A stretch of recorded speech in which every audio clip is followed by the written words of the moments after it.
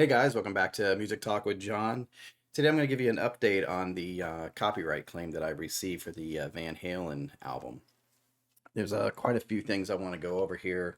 I was contacted by another fellow YouTube creator from his channel, gave me some cool information, and I looked up some information as far as how these copyrights work, these claims, and the difference between what I received was a copyright claim and there are copyright strikes, which are a little more serious as far as channels concerned. I don't know about legalities, but they're definitely more serious, and I'll get into that here in a little bit. As you know, or probably know, a lot of you are new to my channel because of that video where I received a copyright claim because of I think it's a 27 to 30-second clip that I played of a Van Halen song.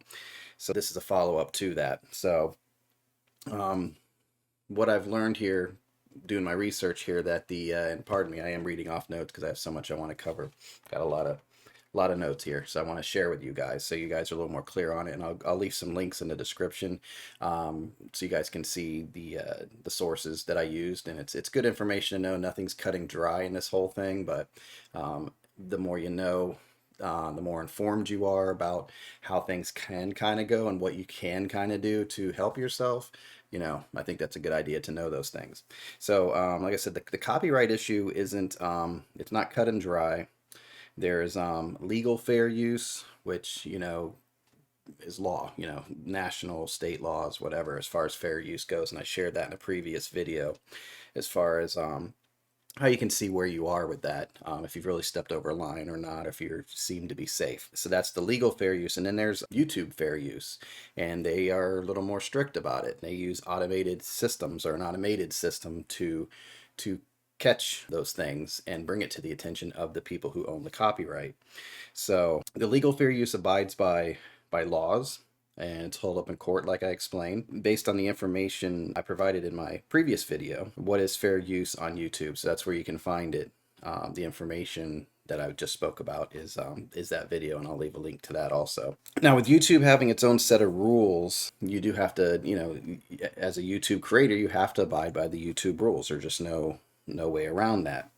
So the two types of copyright infringement that I discussed are there's two types of copyright infringement processes on YouTube, basically. There's the copyright claim, which I received, and the copyright strike. And like I said, that's a little more serious. With mine being the copyright claim, these are the things that can kind of happen when that happens. So videos are scanned by a fully automated digital rights management tool called Content ID. So as soon as you upload a video, it's being scanned by this software. And if it finds something on there or catches something, it'll go ahead and automatically start a process. So that's what I found out. So this isn't the copyright owner coming to you and saying, these guys are using my music. It's not that. It's YouTube doing their thing and saying, hey, we're going to contact them and let them know we found something in a video and they need to take a look at it, basically. So that Content ID program or tool or whatever you want to call it, it notifies the rights holder, like I just explained, that there is material that has been used. It doesn't affect the channel in any way. It just affects that video, and all the attention is basically focused on the video. So the rights holder, they can claim revenue on that video and place ads on the video in order to generate revenue. So there are steps that they can take, but there's no. So if you get to the point after, I think it's 1,000 subscribers and different criteria that you meet, and you can start monetizing your account, they can take that money from you basically for that video only, not all the videos on your channel, but they can take the money that comes in from it, from the ads that YouTube puts on there. They can put their own ads on there and get paid off of those ads. Then they can those are the two things, sorry, claim revenue and place ads. So they can take all the money that you're getting from YouTube, and then they can put ads so that they can get their own money. So that's what they can do. Not so bad, just kind of stinks if you get to the point and you, like, that video is really big for me. It's my most views ever. If I ever monetize that, that would stink to lose that money. Anyway, that's what can happen with a copyright claim. That's YouTube contacting the copyright owner, holder. Then there's the copyright strike. Now this is the big one.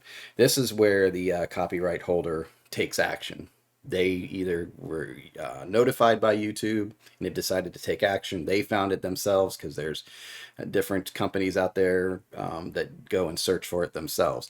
So this is where the copyright holder actually takes action because the creator uploaded something that they didn't own rights to. So with it being more serious, it does affect the channel with a strike and not just the video. You don't want to get a lot of strikes on your channel. From what I found out, what a strike does is it removes monetization, and I'm not sure if that's just for that video or just for your whole channel. So I don't know. I got to clear that up. But it's what I was reading in this article is that removes monetization. So I'm assuming you can't get paid anymore while you have a strike.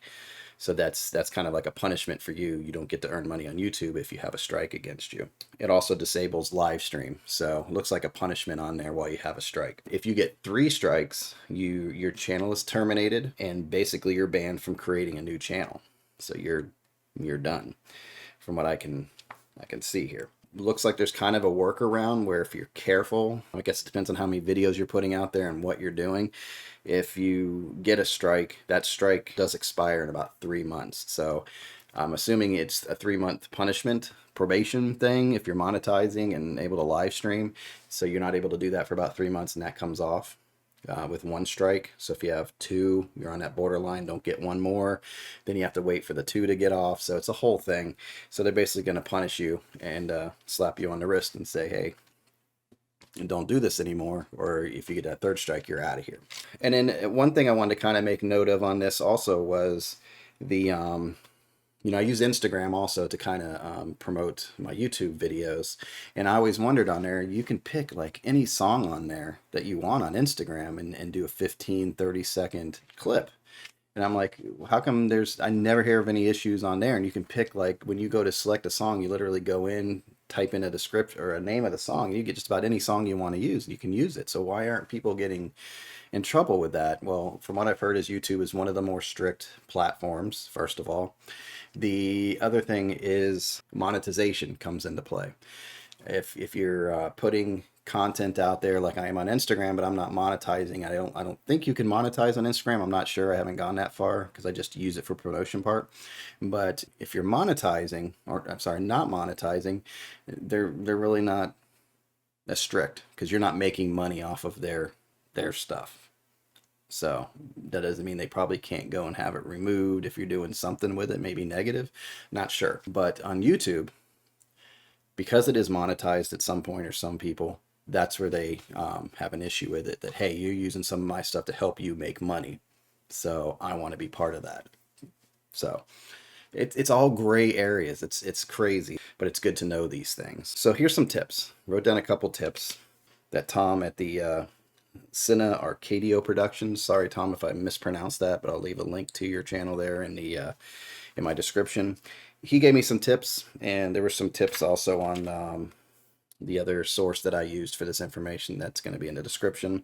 So these are the tips. He was saying keep your music clips under 10 seconds. If you're going to give an example like I did, keep it under 10 seconds. For the most part, that automated process, that tool that YouTube uses to find these things, really isn't going to have a problem with it, isn't really going to pick up on it. So that's what I'm hearing right now. If you're going to play music, keep it under 10 seconds.